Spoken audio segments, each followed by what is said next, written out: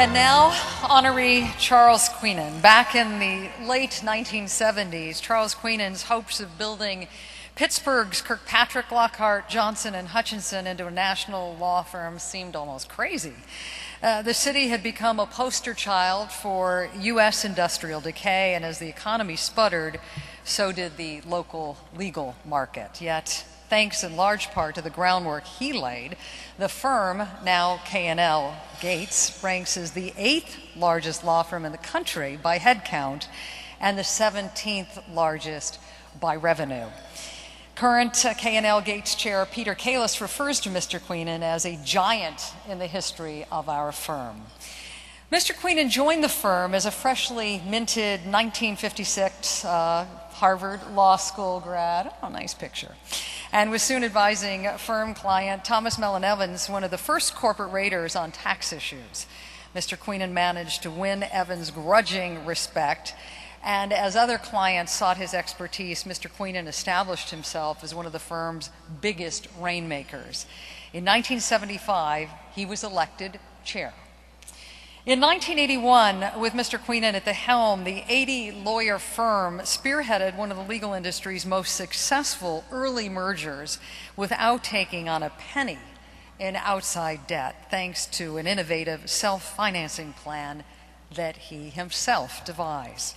Those efforts set the stage for further growth, including the firm's 2007 merger with Seattle's Preston Gates and Ellis, and its current incarnation as K&L Gates, with offices in 47 cities on 5 different continents.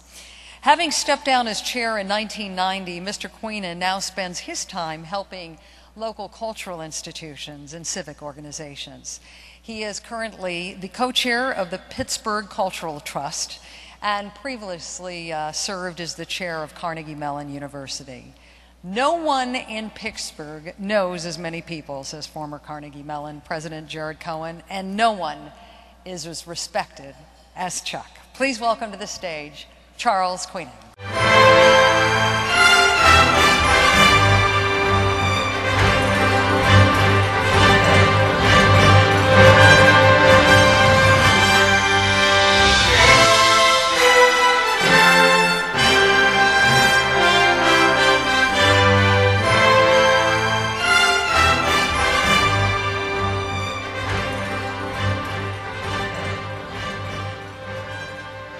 So, with only modest apologies to William Shakespeare, allow me nevertheless to observe, as did he, that all the world's a stage and all the men and women merely players.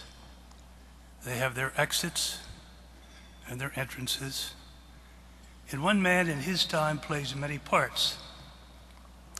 Now, I'm no exception to that observation, and in a career of close to 60 years have played many parts. Those included the part of a practicing lawyer.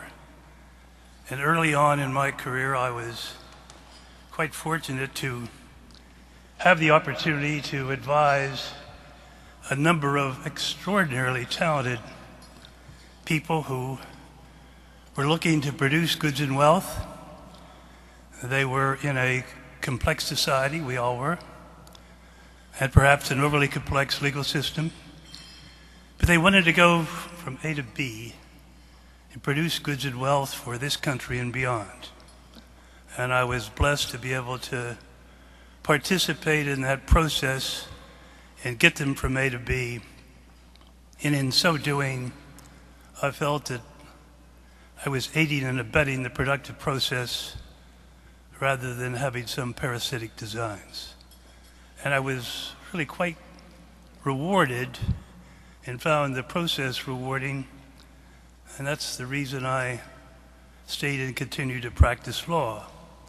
But I remember it well. I remember still the wonderful opportunities that you had to really serve clients and serve them well and get them from A to B.